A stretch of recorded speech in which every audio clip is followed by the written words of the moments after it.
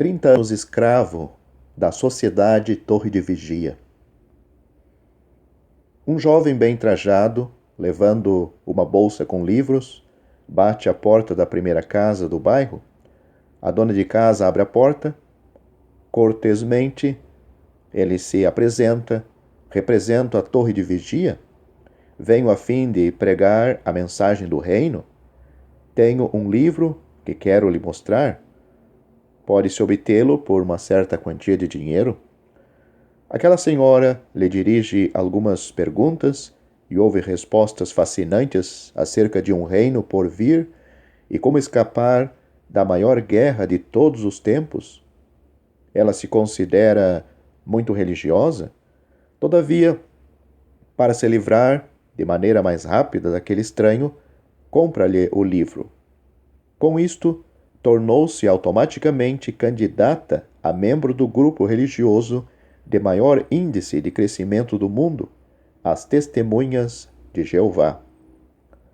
Reconhece-se as Testemunhas de Jeová ativas, vendendo seus livros, oferecendo seus periódicos, Despertai e Torre de Vigia, pontos e postos à esquina das ruas ou ainda dirigindo-se a numerosas reuniões em seus salões do reino.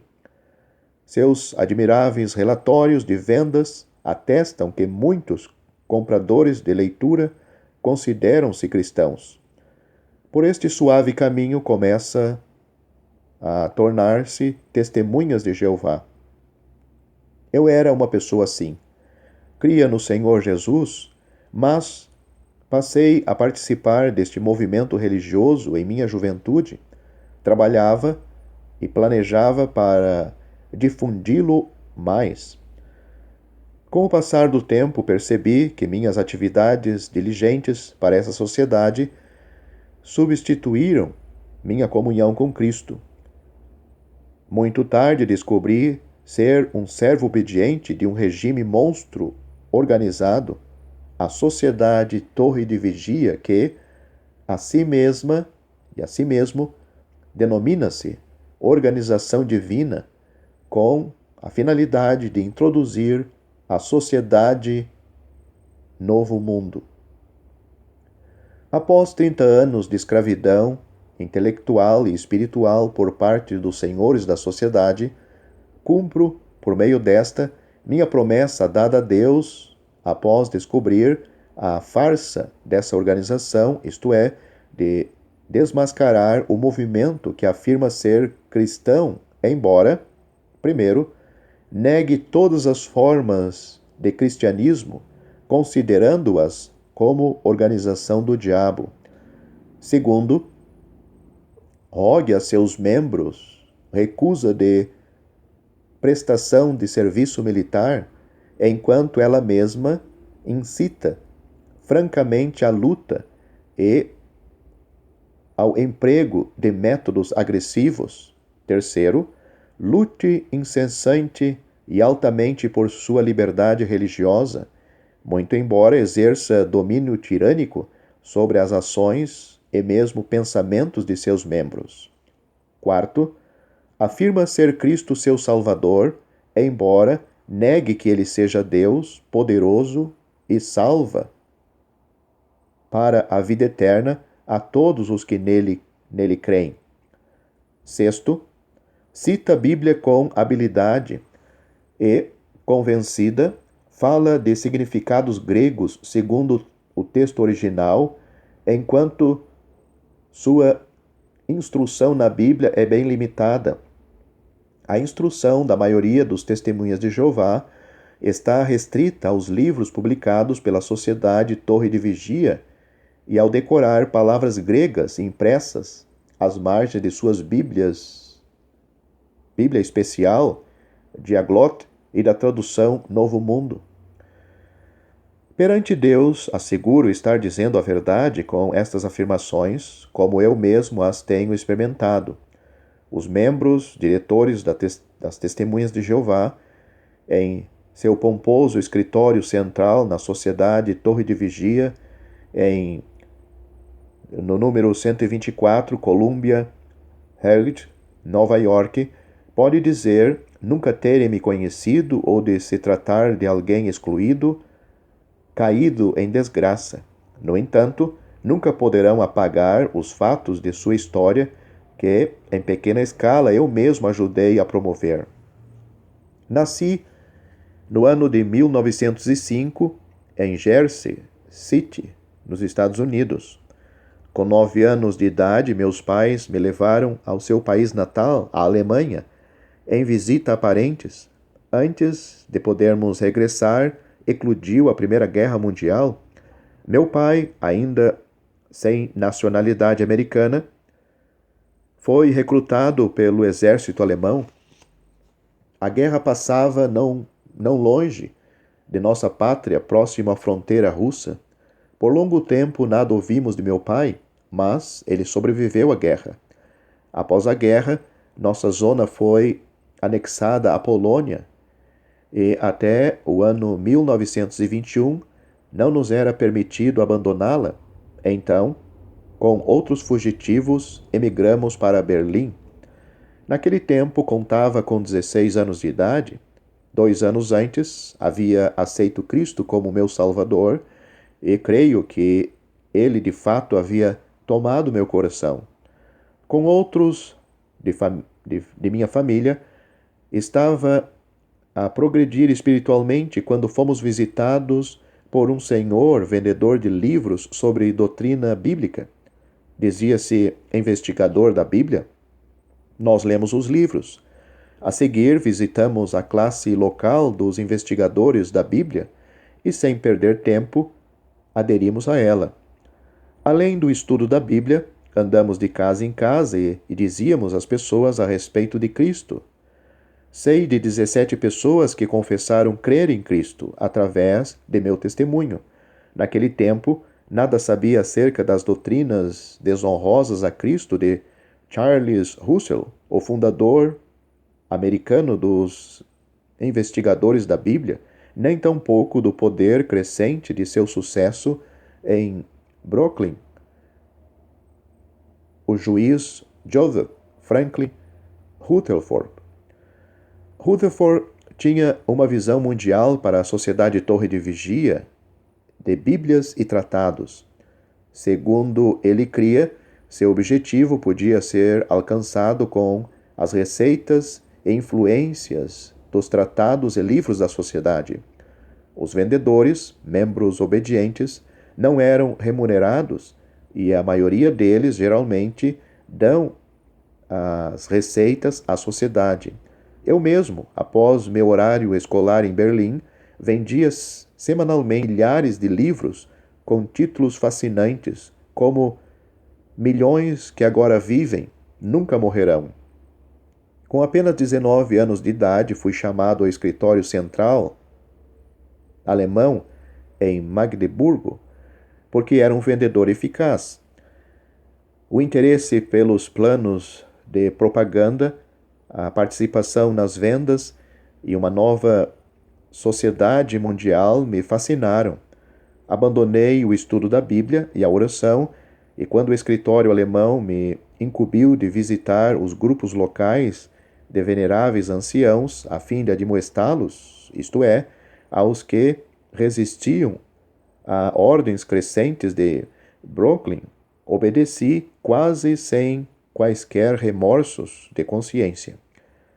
Em princípios dos anos 20, a Sociedade Torre de Vigia comprou instalações impressoras com o que ficou habilitada a publicar quantidades enormes de revistas e livros a custos baixos.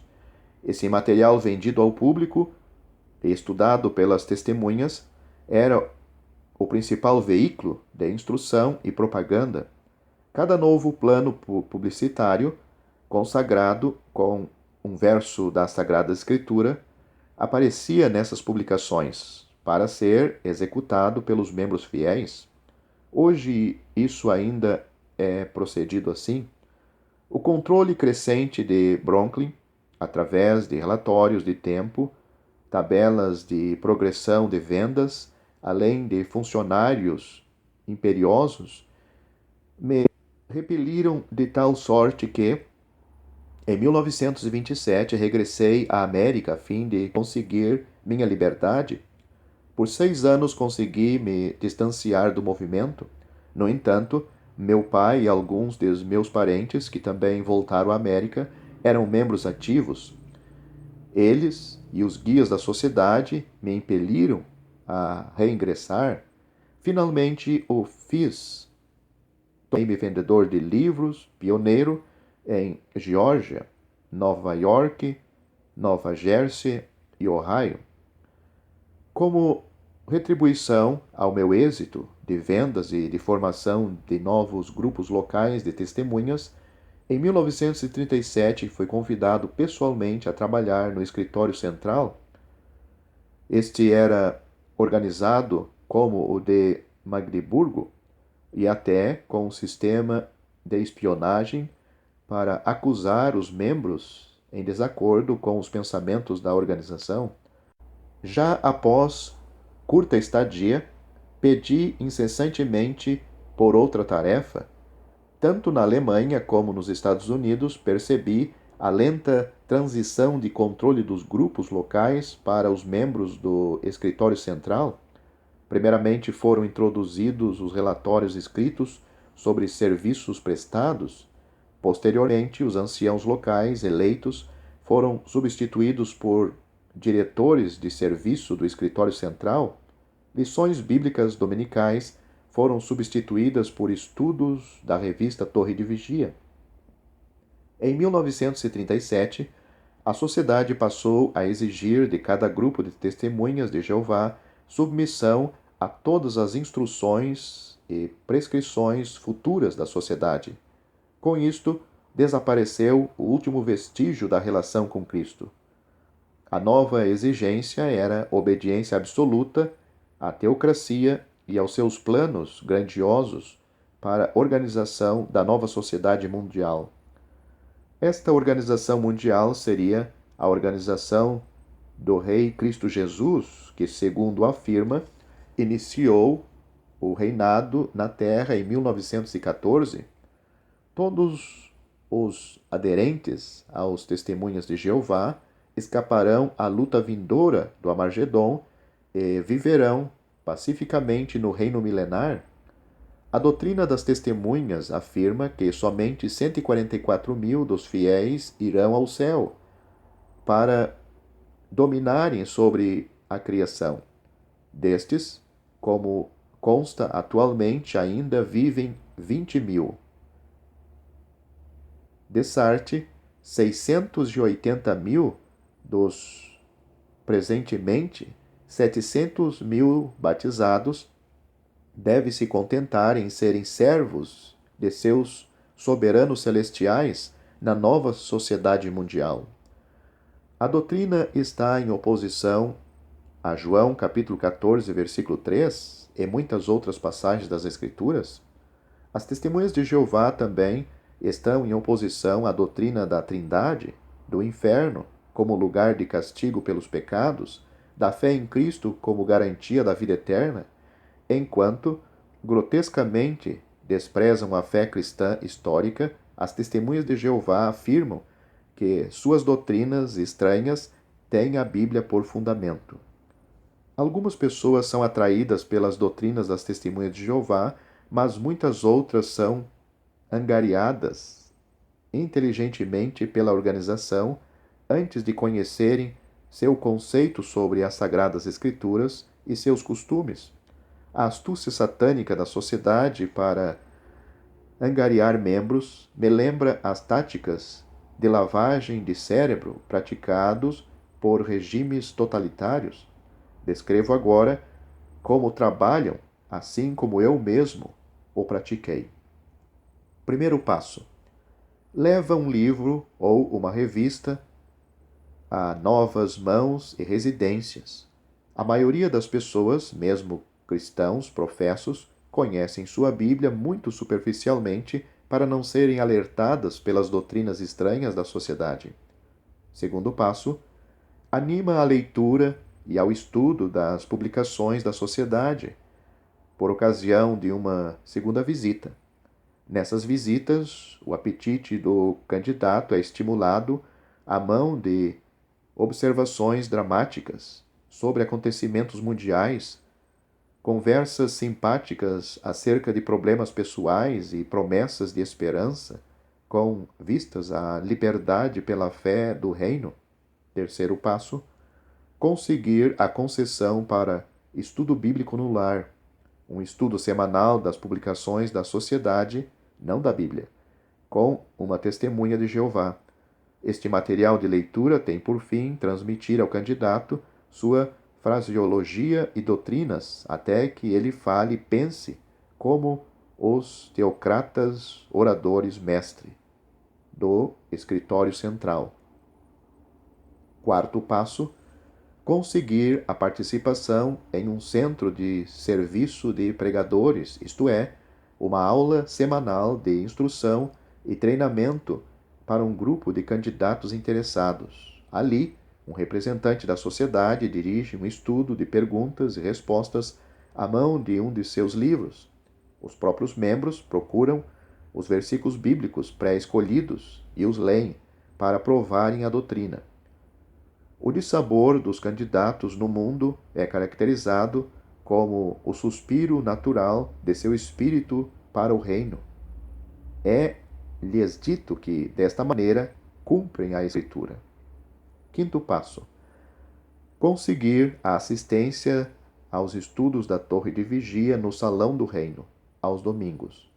Aqui a doutrina das testemunhas é aprofundada com base na revista bissemanal Torre de Vigia, contendo perguntas que indicam ao leitor o texto preciso no artigo com as respostas devidas. É simplesmente um manual de ensino. Os dirigentes expressam suas esperanças de que o candidato ingressará no reino se cumprir o sexto passo. Sexto passo: conseguir assistência fiel às reuniões de serviço da escola e do serviço de pregadores para visitas domiciliares, venda de livros e revistas e remessas de relatórios exatos ao escritório central sobre o trabalho dedicado ao reino. No caso de o candidato ter aplicado fielmente os ensinamentos na prática, ele está apto para o último passo. Sétimo passo: promover o recebimento do batismo em água. A expressão pública de ingresso na organização de Deus. Então, ocorre a promoção a pregador oficial do reino e, com isso, a servo da alegre mensagem do reino. Agora ele está seguro no reino real, desde que permaneça fiel às ordens da sociedade. Os especialmente ativos ou fiéis podem ser promovidos a servidores regionais da sociedade ou convidados a trabalhar no escritório central. Considerando-se as extraordinárias vendas de literatura das testemunhas, executadas com trabalhadores fiéis, o êxito deste plano de 7 pontos dá o que pensar.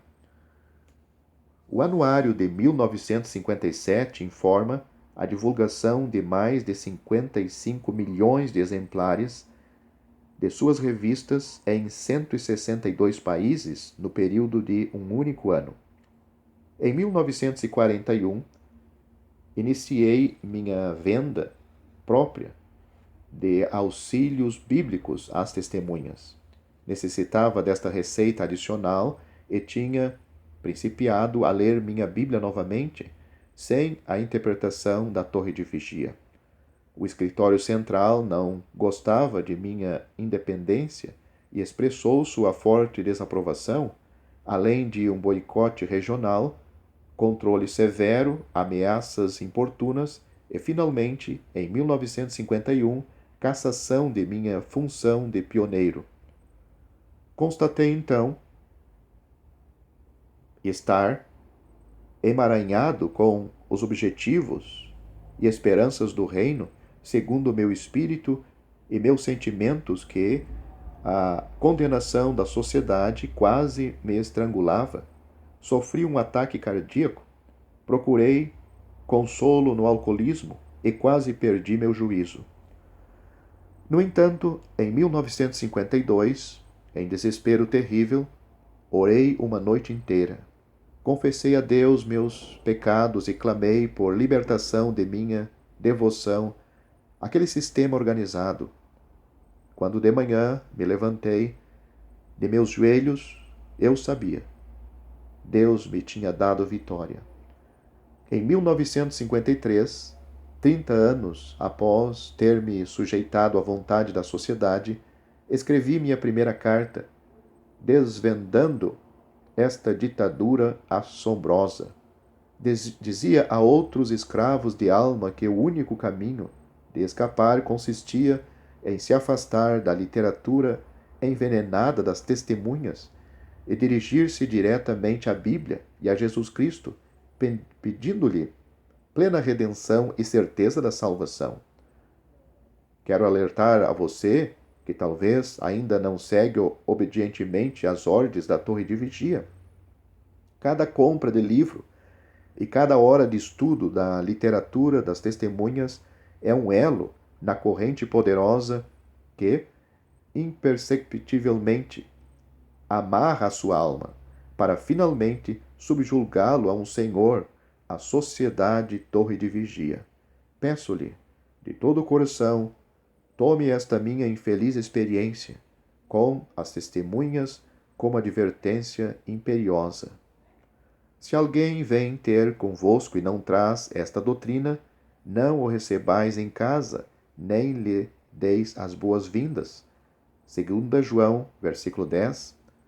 Estas coisas vos escrevi a fim de saberdes que tendes a vida eterna, a vós outros que credes em o nome do Filho de Deus. 1 João, capítulo 5, versículo 13.